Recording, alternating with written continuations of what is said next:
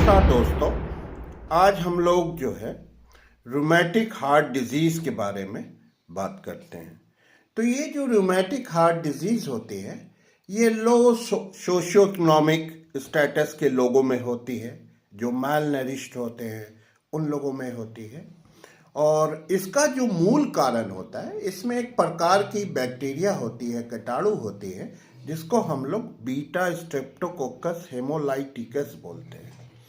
तो ये क्या करती है, ये जाके जो है आपके वाल्व में जाके बैठ जाती है। मेनली जो आपका माइट्रल वाल्व होता है उसमें जाके ये बैठ जाती है और इसको धीरे धीरे धीरे धीरे जो है ये दीमक की तरह चाटने लगती है। और जब ये वाल्व को या आपके टाउंसिल में जाके बैठ जाती है, उसको ये धीरे धीरे चाटने लगती है। और कहाँ बैठती है, ये जो आपके गुर्दे होते हैं जिसको किडनीज हम लोग कहते हैं, उसके पोल्स पे जाके ये जो कीटाणु बैक्टीरिया होती है जिसको हम लोग बीटा स्ट्रेप्टोकोकस हेमोलाइटिकस बोलते हैं, ये जाके बैठ जाती है। और उसके बाद जो है ये आपके धीरे धीरे धीरे धीरे जो हार्ट का वाल्व होता है जिसको हम लोग माइट्रल वाल्व बोलते हैं, उसको धीरे धीरे जो है डैमेज करने लगता है।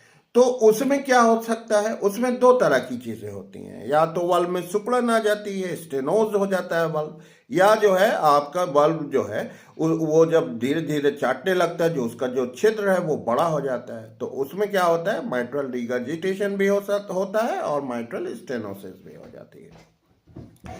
तो ये जो आपकी रिमेटिक हार्ट डिजीज होती है और ये जो कीटाणु बीटा स्ट्रेप्टोकोकस हेमोलाइटिकस जो करता है, ये ज़्यादातर ये कीटाणु जो है जो मेनली इसमें पॉपुलेशन इन्वॉल्व होती है वो लो सोशियो इकोनॉमिक स्टेटस के लोग होते हैं, जो माल नरिश्ड रहते हैं, जिनको खाने पीने की तंगी रहती है। ऐसे लोगों में ये रूमेटिक हार्ट डिजीज दिखाई देती है। तो ये दो प्रकार की होती है। एक होती है जिसको हम लोग एक्यूट रूमेटिक फीवर बोलते हैं। तो उसमें क्या होता है, बहुत जो है हाई ग्रेड फीवर होता है और उसमें जो है आपके ऑनसेट जो है वो बड़ा एक्यूट होता है, मतलब उसमें बहुत क्रॉनिक नहीं होता, बहुत एक्यूट ऑनसेट होता है। तो ऐसे लोगों में क्या होता है कि बहुत तेज जो है आपको फीवर होता है, बहुत हाई ग्रेड फीवर होता है। और क्या होता है, उसमें चेस्ट पेन होता है। पहले अक्सर आप लोगों ने सुना होगा भैया रोमैटिक पेन हो गया।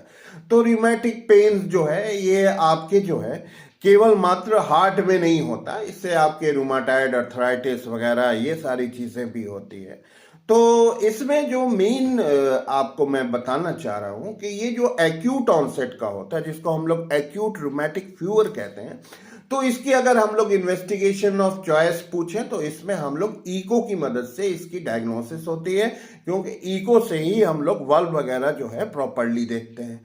तो इसमें क्या होता है, जो एक्यूट रूमेटिक फेलियर होता है उसमें क्या हमको मिलता है, उसमें बहुत ही रेयर फाइंडिंग्स होती है जिसको एस्ट्रॉफ बॉडीज हम लोग बोलते हैं, वो हमको ईको में नजर आती है, मगर बड़ी रेयर फाइंडिंग्स होती है।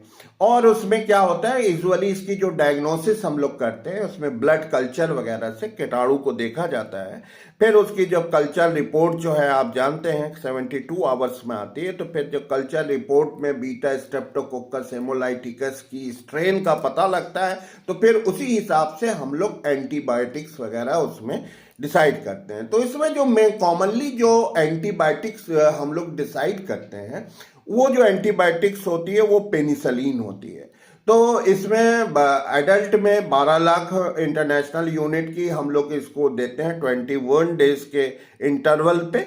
और अगर जो है यंग है, बच्चे हैं, तो उनमें हम लोग जो है 6 लाख यूनिट देते हैं। और इसको जो है आफ्टर स्किन टेस्ट ही इसमें दिया जाता है। जो और इसमें जो बहुत ही इम्पॉर्टेंट चीज़ होती है, जो जानना बहुत ही ज़रूरी होता है कि ये जो आपके एक्यूट रूमेटिक फीवर होता है ये एस्ट्रॉफ बॉडी से इसकी डायग्नोसिस होती है। और जो रूमेटिक हार्ट डिजीज होती है इसकी जो हम लोग इसमें डायग्नोसिस कह लीजिए या क्लिनिकल एग्जामिनेशन कह लीजिए, तो उसमें क्लासिकल मर्मर मिलती है, जो हमको बेल ऑफ द स्टेथोस्कोप से जो मिड डायस्टोलिक रमलिंग मर्मर मिलती है, उससे हम लोग इसमें डायग्नोज करते हैं कि इसमें आरएसडी, और उसका जो कंफर्मेशन होता है वो हम लोग ईको से करते हैं। तो रियूमेटिक हार्ट डिजीज में और भी बहुत सारे हमको इसमें ईएसआर देखना होता है, हमको एसओ टाइटर देखना होता है, एंटी स्टेप्टोलाइस ओ टाइटर बोलते हैं, वो देखना होता है। हमको जो है सबक्यूटेनियस नोडुल्स वगैरह स्किन में है कि नहीं है, उसमें आपकी जोन्स क्राइटेरिया होते हैं। उसमें जो है हमको जो है एक मेजर और दो माइनर क्राइटेरिया को देखा जाता है कि अगर किसी की एएसआर बड़ी है, या आपकी एसओ टाइटर बढ़ा हुआ है, या इसका रिमाटाइड फैक्टर बढ़ा हुआ है, या सीआरपी बढ़ा हुआ है, तो ये सारी चीजें हमको देखती हैं, जिसमें एक मेजर और दो माइनर क्राइटेरिया लेते हैं। उसके बाद ही हम लोग ट्रीटमेंट मॉडलिटीज इसमें तय करते हैं। तो ये सारी चीजें मैंने आपको और इसमें रूमेटॉइड अर्थराइटिस वगैरह भी हो जाता है।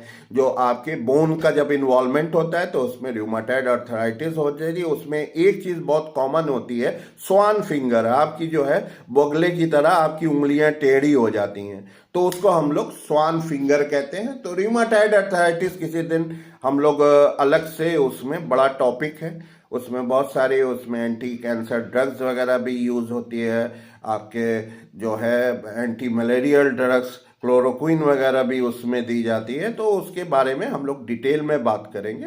आज हमारा जो मेन, अब इसका जो ट्रीटमेंट तो मैंने आपको बता दिया, आपको रूमेटिक हार्ट डिजीज का। अब इसमें जो है इसका सर्जिकल इंटरवेंशन क्या करते हैं, तो इसमें दो तरह की देखिए सर्जिकल इंटरवेंशन करते हैं कार्डियोथोरेसिक सर्जन लोग। तो उसमें पहला जो इंटरवेंशन करते हैं तो वो क्या करते हैं, वाल्व को फुला देते हैं, जिसको हम लोग बैलूनिंग बोलते हैं। तो ये टेम्पोररी चीज होती है। और दूसरा जो होता है कि जब सीवियर आरएसडी हो जाती है तो उसमें क्या करते हैं कि एमवीआर कर देते हैं, यानी माइट्रल वर्ल्व रिप्लेसमेंट, जो आपका माइट्रल वर्ल्व है उसको जो है बदल देते हैं। और एक इसमें कॉमन जो होते, कभी कभी कुछ लोगों में आरएचडी ना हो के रूमेटिक हार्ट डिजीज होती है, तो उसके कारण से माइट्रल वर्ल्व कोलैप्स हो जाता है, एमवीपी। जो उसका ट्रीटमेंट होता है वो रिमेन्स द सेम होता है। तो आज मैंने आपको डिटेल में रूमेटिक हार्ट डिजीज के बारे में बता दिया, और नेक्स्ट व्लॉग में हम लोग कोई दूसरा टॉपिक आपका लेके आएंगे। अगर आपकी कोई चॉइस हो तो आप हमें कमेंट में बता सकते हैं, और अगर वीडियो हमारा पसंद आया है तो आप वीडियो को ज़्यादा से ज़्यादा शेयर करें। Thank you.